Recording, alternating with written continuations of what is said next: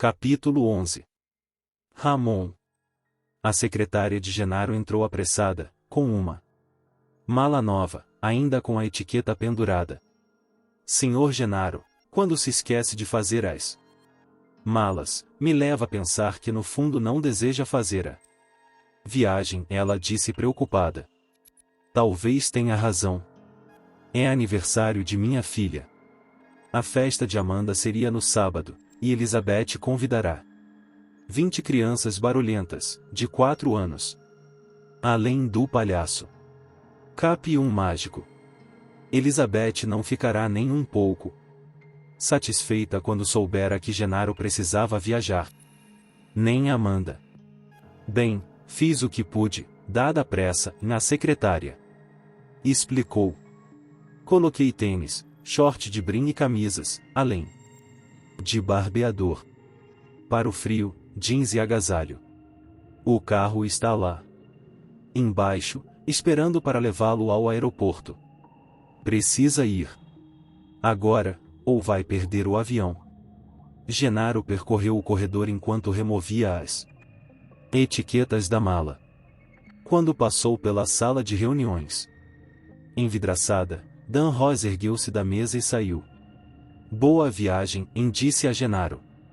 Mas vamos deixar uma coisa bem clara. Não tenho ideia ainda da gravidade da situação. Caso haja algum problema na ilha, Donald, queime tudo até virar cinza.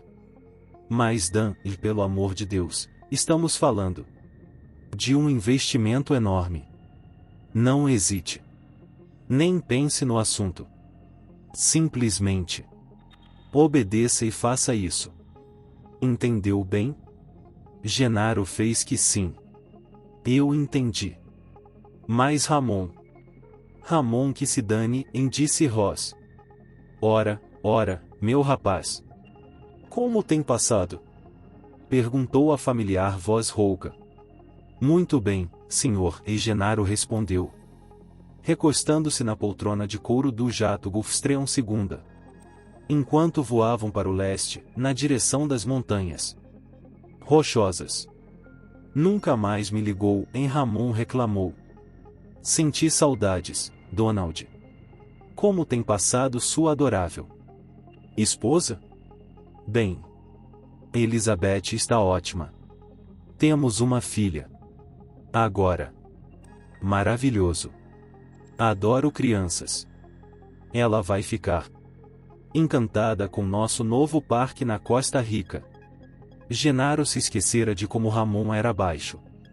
Quando estava na poltrona, os pés não alcançavam o chão. E ele balançava as pernas ao falar. Havia algo de infantil naquele velho, embora tivesse agora 75 anos. C cedilha ou mais. Parecia mais acabado do que no último encontro deles, mais de 5 anos antes. Ramon era exuberante, um verdadeiro showman. E andava com um elefante dentro de uma jaula, em 1983. O elefante tinha 20 centímetros de altura e cerca de 30 de comprimento. Era perfeito, só as presas mirradas.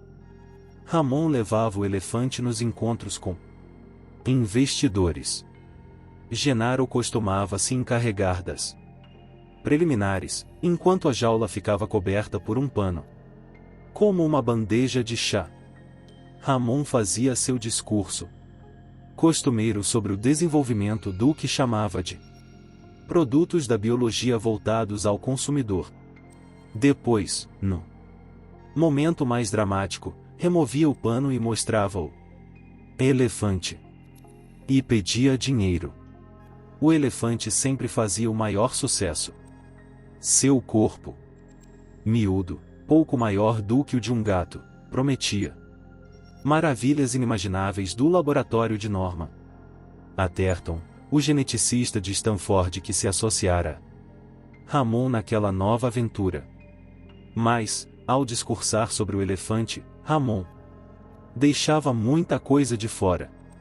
Por exemplo, ele acabará de fundar uma empresa de engenharia genética, mas o Elefantinho não era resultado de procedimentos genéticos. Atherton simplesmente pegaram um embrião de elefante anão e o desenvolveram em um útero artificial, com modificações hormonais. Isso era um feito e tanto, mas não tinha nada a ver com as promessas de Ramon. Além disso, Atherton fora incapaz de duplicar o elefante miniatura, por mais que tentasse. E todos os que o viam queriam ter um. Além do mais, o animalzinho se resfriava facilmente, em especial durante o inverno. Quando a pequena tromba começava a pingar, Ramon se apavorava. Por vezes o elefante prendia as presas entre as barras da jaula, e rugia irritado, tentando se libertar. As infecções na parte próxima às presas eram frequentes. Ramon temia que o bicho morresse antes que Atherton providenciasse um substituto. Ramon também ocultava dos possíveis investidores que o comportamento do elefante se modificara bastante com o processo de miniaturização. A pequena criatura parecia um elefante, mas agia como um roedor malévolo, ágil e mal-humorado. Ramon evitava que as pessoas encostassem a mão nele, para que não levassem uma mordida. Embora Ramon falasse com segurança em faturar 7 bilhões de dólares de receita bruta em 1993, seu projeto era puramente especulativo. O velho tinha visão e entusiasmo, mas não havia nenhuma garantia de que seu plano pudesse funcionar. Principalmente porque Norman Atherton, o cérebro por trás da ideia, estava com câncer avançado, neste o detalhe final que Ramon jamais mencionava. Mesmo assim, com a colaboração de Genaro, ele conseguirá o dinheiro. Entre setembro de 1983 e novembro de 1985, John Alfred Ramon e seu projeto Paquiderme levantaram 870 milhões de dólares em capital de risco, para financiar a fundação de uma empresa, a International Genetic, Inc. E teria conseguido mais, se não insistisse no segredo absoluto e não prometesse retorno para o capital senão para dali 5 anos. E isso afugentara muitos investidores. No final, obtiveram a maior parte dos recursos de conglomerados japoneses. Os japoneses eram os únicos com paciência suficiente para esperar.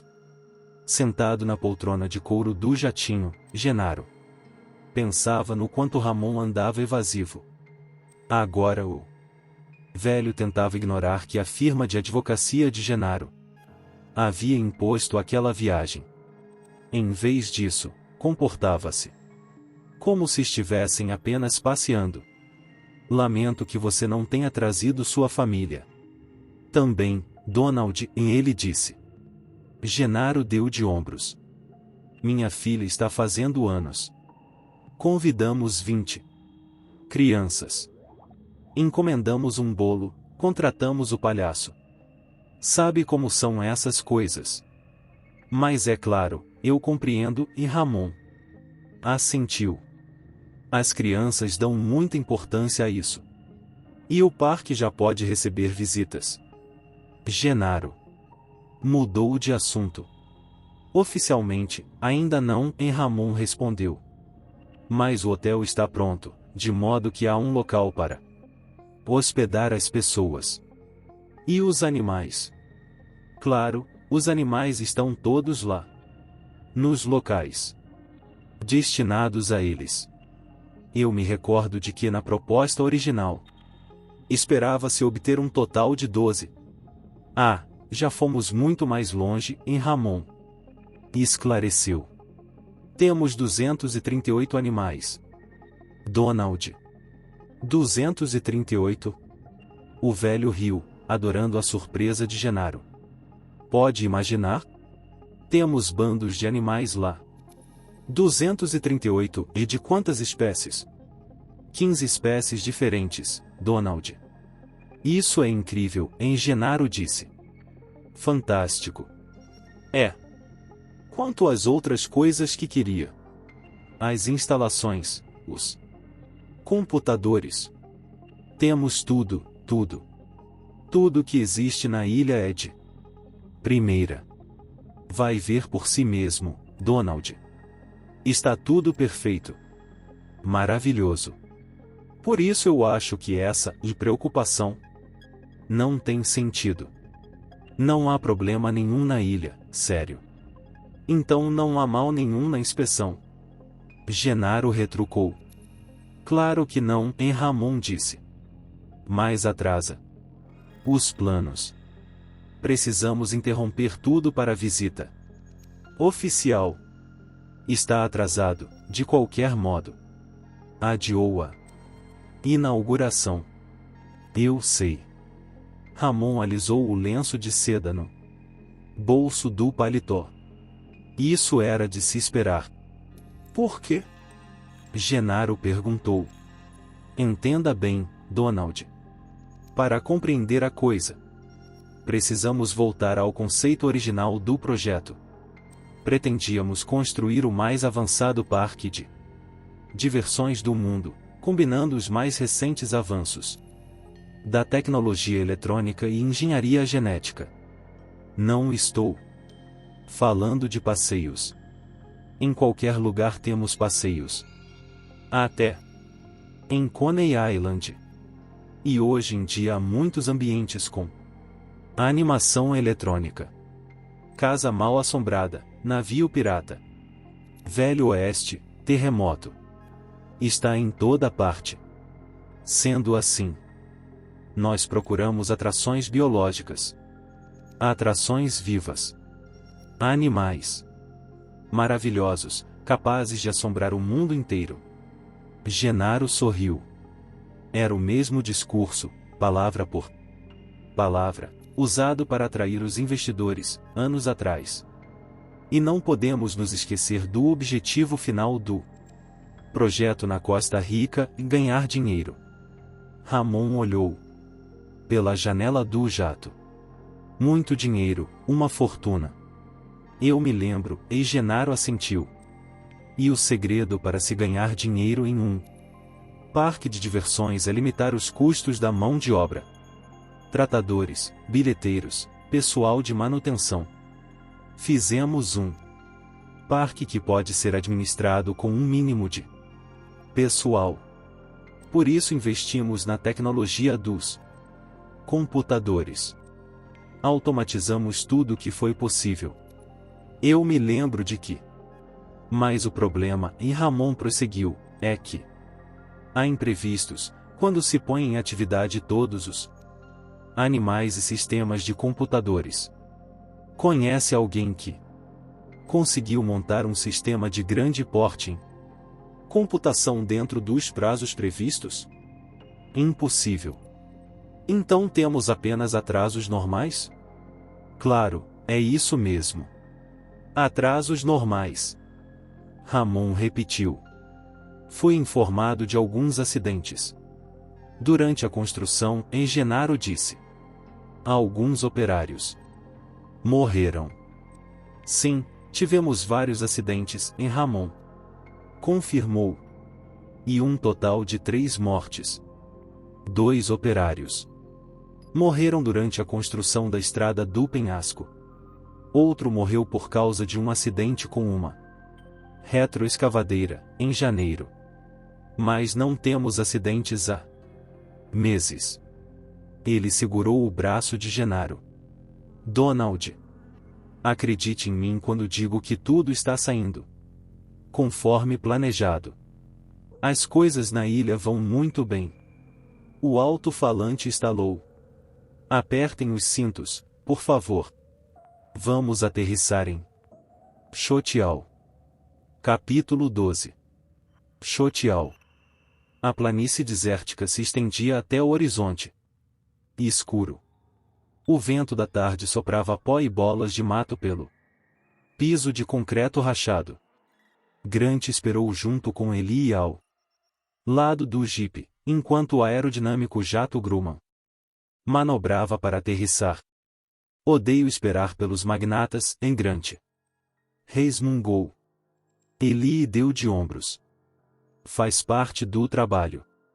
Apesar de vários ramos da ciência, como a física e a química, receberem verbas federais consideráveis, a paleontologia ainda dependia muito de financiadores particulares. Mesmo deixando de lado sua curiosidade a respeito da ilha na Costa Rica, Grant não podia se esquecer disso. Se John Hammond pedia ajuda, ele colaboraria. Era assim que o mecenato funcionava. Há muito tempo. O jatinho aterrissou e aproximou-se rapidamente deles. Eli jogou a sacola ao ombro. O jato parou e a aeromoça de uniforme azul abriu a porta. Grant ficou surpreso ao ver como o interior era minúsculo, apesar de todo o luxo. Ele precisou curvar-se quando apertou a mão de Ramon. Doutor Grant, doutora Sattler, e Ramon disse: foi uma grande gentileza aceitar nosso convite. Gostaria de apresentar meu sócio, Donald Gennaro. Gennaro era um sujeito musculoso, atarracado, com 30 e poucos anos, usando terno Armani e óculos de aro metálico. Grant antipatizou com ele à primeira vista. Apertou sua mão rapidamente. Quando Eli foi apresentada, Gennaro exclamou surpreso: você é mulher. Estas coisas acontecem, e ela disse, e Grant pensou, não gostou dele também. Ramon voltou-se para Gennaro. Já sabe, é claro, o que o Dr. Grant e a doutora Sattler fazem. Eles são paleontólogos. Trabalham com dinossauros. E começou a rir, como se achasse isso muito divertido. Tomem seus lugares, por favor, e a aeromoça pediu, fechando a porta. Imediatamente o avião começou a se mover. Espero que me desculpe, e Ramon disse. Mas estamos com uma certa pressa. Donald prefere chegar lá o quanto antes. O piloto anunciou que o voo levaria 4 horas, até Dallas, onde reabasteceriam o avião. Depois seguiriam para a Costa Rica, onde chegariam pela manhã. Quanto tempo ficaremos na Costa Rica? Grant perguntou. Bem, isso depende, e Gennaro respondeu. Precisamos esclarecer alguns detalhes. Eu prometo uma coisa, e Ramon interferiu. Ficaremos lá apenas 48 horas. Grant prendeu o cinto de segurança. E essa ilha que visitaremos, o que é, algum segredo? Nunca ouvi falar dela antes. De certa forma sim, e Ramon confirmou. Tomamos muito cuidado para garantir que ninguém descobrisse o que era, até o dia da abertura da ilha, para um público surpreso e maravilhado. Capítulo 13. Uma oportunidade única.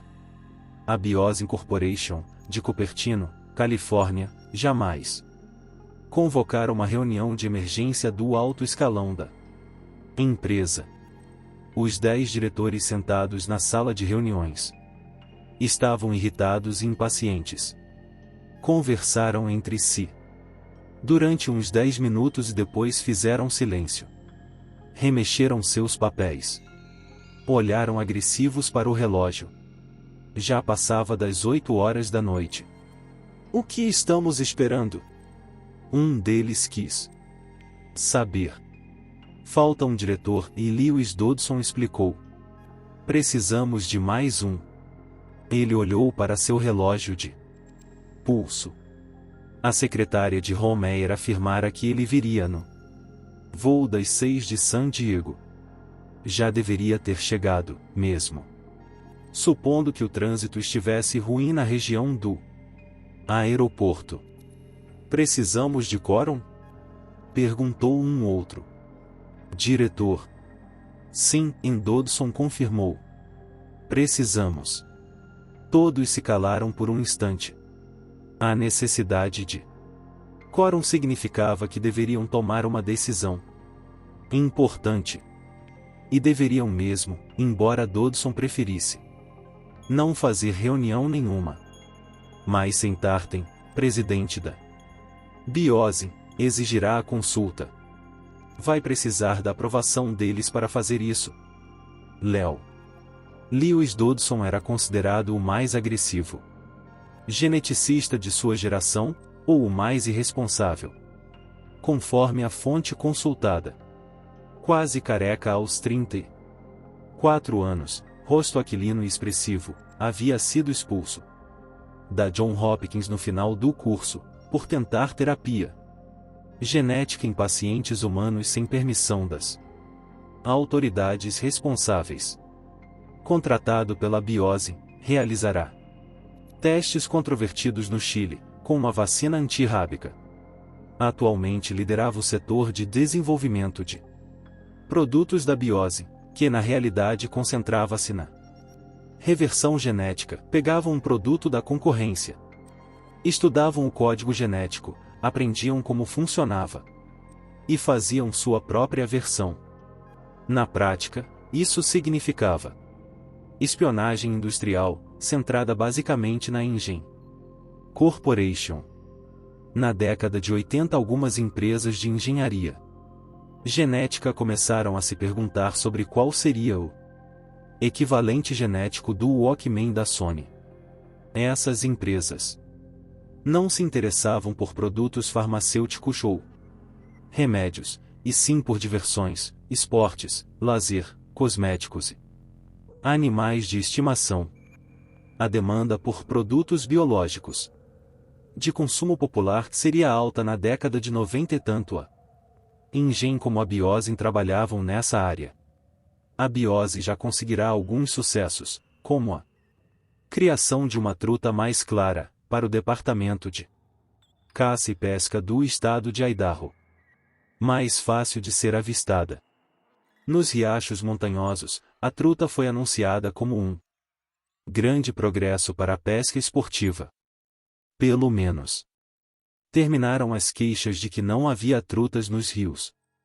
Na verdade, a truta branca morria facilmente com o sol forte, e a carne era flácida e sem gosto, mas isso não foi levado em consideração. A BIOSE ainda procurava aperfeiçoar o projeto. A porta se abriu e Homer entrou na sala, acomodando-se em uma poltrona. Dodson conseguirá o quórum necessário e imediatamente ergueu-se. Senhores, estamos aqui reunidos esta noite para analisar uma oportunidade única. Falo da Engen. E ele explicou rapidamente a situação. A Engen, fundada em 1983 com financiamento japonês, comprará 3 supercomputadores Cray XMP, adquirir a Isla Nublar na Costa Rica, estocara âmbar e fizera doações inesperadas a zoológicos do mundo inteiro, da Sociedade Zoológica de Nova York ao Ratapur, um parque para animais selvagens na Índia. Apesar de todas estas pistas, Dodson prosseguiu, não tínhamos a menor ideia do que a Engen poderia estar fazendo. A companhia realizava pesquisas com animais, obviamente, e contratara pesquisadores interessados no passado, paleobiólogos, estudiosos do DNA fóssil e assim por diante. Depois, em 1987, a Engen adquiriu o controle de uma empresa obscura, chamada Millipore Plastic Products, de Nashville, Tennessee. Tratava-se de uma empresa agropecuária, que tinha acabado de patentear uma nova espécie de plástico, com características similares às da casca de ovo. O plástico poderia ser moldado em forma de ovo e utilizado para o desenvolvimento de embriões de galinha. No ano seguinte, a Engen reservou toda a produção desse plástico da Millipore para seu próprio uso. Sr. Dodson, tudo isso é muito interessante. Mas, ao mesmo tempo, Dodson continuou, sem se incomodar com o à parte, iniciaram-se as obras em Islã. Nublar. Isso incluía terraplanagem em larga escala, inclusive para a construção de um lago raso, com 3 quilômetros de comprimento, no centro da ilha. Os planos para a formação de um complexo turístico foram levados adiante, cercados do maior sigilo. Mas parece que o que a Ingen de fato construiu foi um enorme zoológico na ilha. Um dos diretores inclinou-se para a frente. E daí, Sr. Dodson? Não se trata de um zoológico comum em Dodson. Explicou. Esse zoológico é o único do mundo no gênero. Ao que parece, a Ingen conseguiu algo realmente extraordinário. Eles tiveram sucesso na tentativa de clonar animais do passado. Que animais? Animais que saem de ovos e precisam de muito espaço num zoológico. Que animais? Dinossauros, Dodson revelou.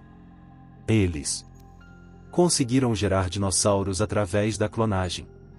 A consternação que tomou conta dos presentes era completamente desnecessária, na opinião de Dodson. O problema dos executivos que cuidavam do dinheiro era ignorância. Investiam no ramo, mas não tinham a menor ideia do que seria possível criar. Na verdade, as discussões sobre clonagem de dinossauros eram tema da literatura especializada desde 1982. A cada ano, a manipulação do DNA tornava-se mais fácil. Já se extraía material genético de múmias egípcias e do couro do quagga, uma espécie de zebra africana extinta desde 1880. Em 1985 já parecia possível reconstituir o DNA do quagga e gerar um novo animal. Caso isso ocorresse, seria o primeiro caso de uma criatura salva da extinção, exclusivamente através da reconstrução do DNA. Se isso era possível, o que mais se poderia fazer? Recriar o mastodonte? O tigre dos dentes de sabre? O dodó, aquele tipo de pombo que existira na Ilha Maurícia? Quem sabe o dinossauro? Claro, não se tinha notícia da existência de DNA de dinossauros no planeta, atualmente. Mas através da pulverização de grandes quantidades de ossos desses répteis seria possível extrair fragmentos de DNA. Antigamente os cientistas acreditavam que a fossilização eliminava completamente o DNA. Hoje em dia já se sabia que não era bem assim. Se conseguissem recuperar uma quantidade razoável de fragmentos de DNA, talvez se chegasse à clonagem de um animal vivo. Em 1982 os problemas técnicos mostravam-se desanimadores. Mas não existia nenhum impedimento teórico. Apenas seria caro, difícil e pouco provável.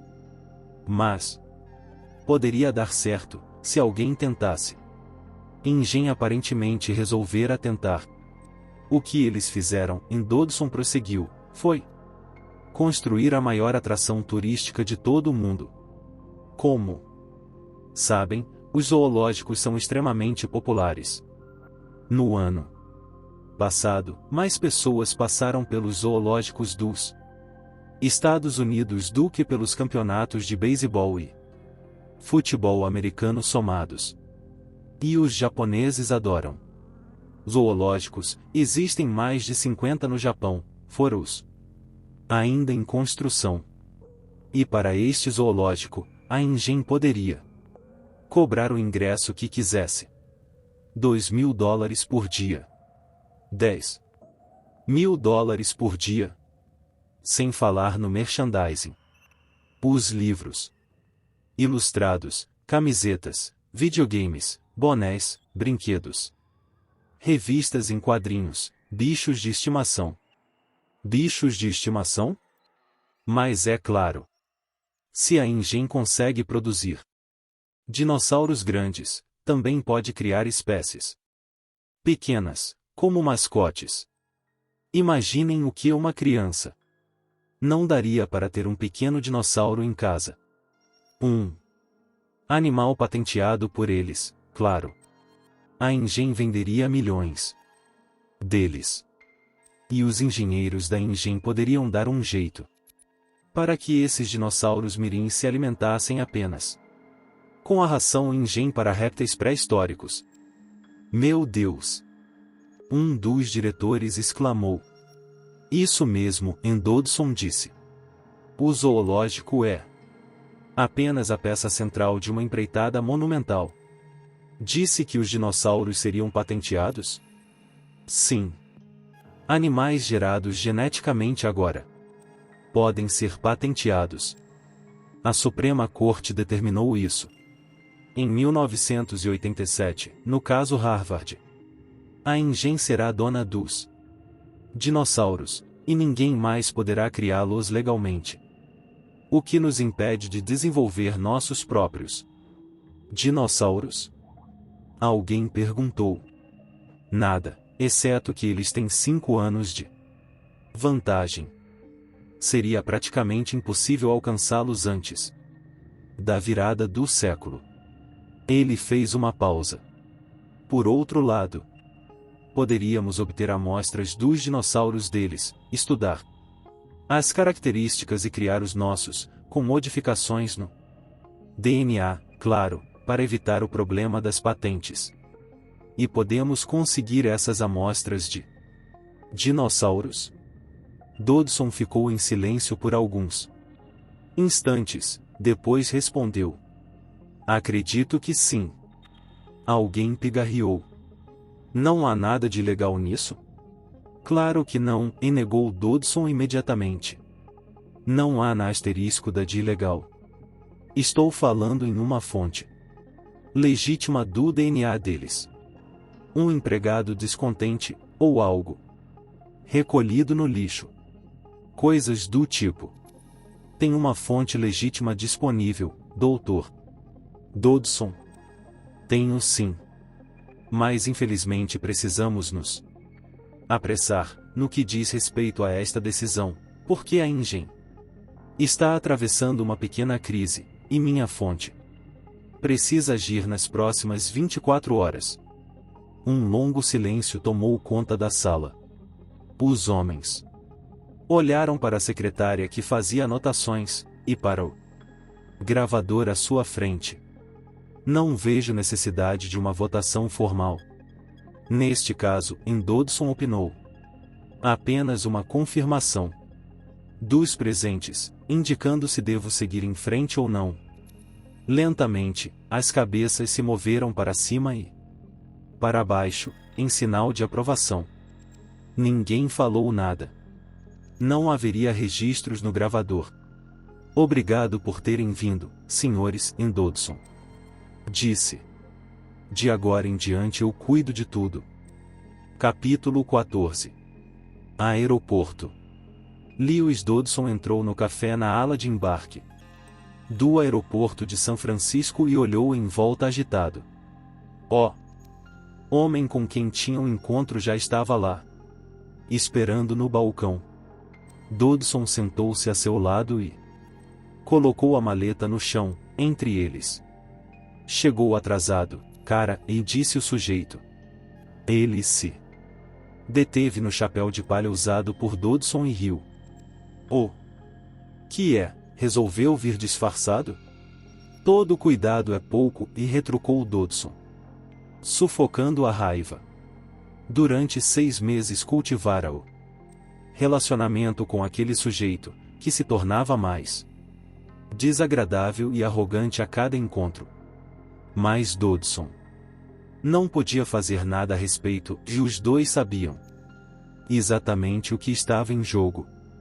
O DNA obtido através da engenharia genética era, levando-se em conta o peso, o material mais valioso do mundo. Uma única bactéria microscópica, pequena demais para ser vista a olho nu, contendo os genes para uma enzima contra ataques do coração, ou de Ice-Minus, que impedia os danos causados pelas geadas lavouras, poderia valer 5 bilhões de dólares para o cliente certo. Assim, criou-se um campo novo e bizarro para espionagem industrial. Dodson era especialista no assunto.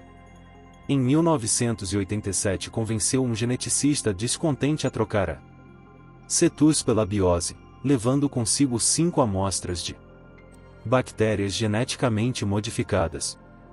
O cientista simplesmente pingou uma gota de cada nas unhas da mão e saiu da empresa. Mas o caso da Ingen representava um desafio bem maior. Dodson queria mais do que DNA bacteriano. Ele desejava embriões congelados, e sabia que a Ingen os guardava sob 7 chaves. Para obtê-los, precisava de um empregado da Ingen que tivesse acesso aos embriões, estivesse disposto a roubá-los e conseguisse driblar as sofisticadas medidas de segurança. Não fora fácil achar alguém. Dodson finalmente encontrara um funcionário da Ingen disposto a tudo isso, no início do ano. Embora o sujeito não tivesse acesso ao material genético, Dodson manteve o contato, marcando reuniões no Carlos e Charles do Vale do Silício, ajudando no que fosse possível. Como a Ingen estava convidando pessoas que prestaram serviços e consultoria para visitar a ilha, chegará o momento que Dodson tanto esperava, pois o sujeito teria acesso aos embriões. Vamos direto ao assunto. Tenho só 10 minutos. O avião já vai sair. Quer repassar tudo de novo? Dodson perguntou. Droga, não precisa, Dr. Dodson, no sujeito disse. Quero ver o dinheiro, pô. Dodson abriu o fecho da valise e a ergueu alguns centímetros. O outro olhou para baixo disfarçadamente. Está tudo aí. Metade do total. 750 mil dólares. Ótimo. Perfeito. O sujeito virou para o outro lado, bebendo seu café. Então está tudo certo, doutor Dodson. Dodson trancou a valise. Queremos as 15 espécies, não se esqueça. Eu sei. 15 espécies, embriões congelados. Como irei transportá-los? Dodson entregou ao homem uma lata grande de espuma de barbear Gillette. Só isso? Só. Eles podem abrir a minha bagagem. Dodson deu de ombros. Aperte o botão e instruiu. O sujeito apertou a válvula e o creme de barbear branco jorrou em sua mão. Muito bem. Ele limpou a espuma na beirada do prato. Muito bem. A lata é apenas um pouco mais pesada do que o normal. A equipe técnica de Dodson trabalhará dia e noite, nas últimas 48 horas, para preparar aquilo. Ele mostrou rapidamente como funcionava. Quanto gás congelante coube aí dentro? O suficiente para 36 horas. Os embriões devem chegar a San José antes disso. Aí já vai depender do cara do barco. Melhor avisar a ele para colocar uma geladeira portátil a bordo. Farei isso. Vamos só repassar o combinado. Vale o mesmo trato, Dodson disse. 50 mil para cada embrião entregue.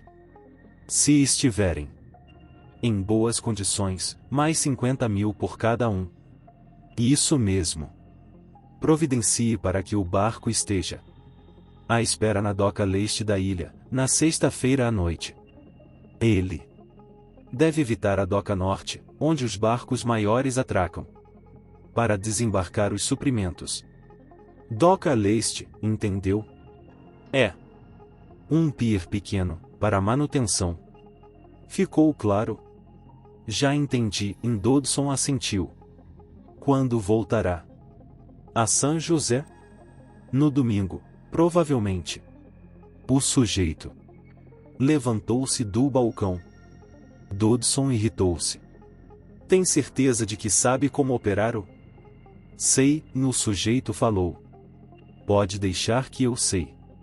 Além disso, Dodson insistiu, acreditamos que a ilha mantém contato permanente com a sede da Engen na Califórnia por rádio, de modo que... Olha, eu previ tudo. Relaxe, e prepare o resto do dinheiro. Quero receber tudo no aeroporto de São José, no domingo de manhã. Em dinheiro. Estarei esperando por você, Dodson disse. Não se preocupe. É isso, guerreiros e guerreiras. Espero que tenham curtido o vídeo tanto quanto eu curti trazê-lo para vocês. Agradeço de coração por terem assistido até o final. Se ainda não fazem parte da nossa comunidade, não se esqueçam de se inscrever no canal Samurai Novel para não perderem nenhum conteúdo épico que está por vir. E claro, a força do nosso clã cresce com a união de cada um de vocês. Compartilhem nossos vídeos com seus amigos, para que mais pessoas possam se juntar a essa jornada incrível. Juntos, somos mais fortes. Até o próximo vídeo, guerreiros. Continuem trilhando o caminho dos samurais e espalhando a energia positiva. Arigato.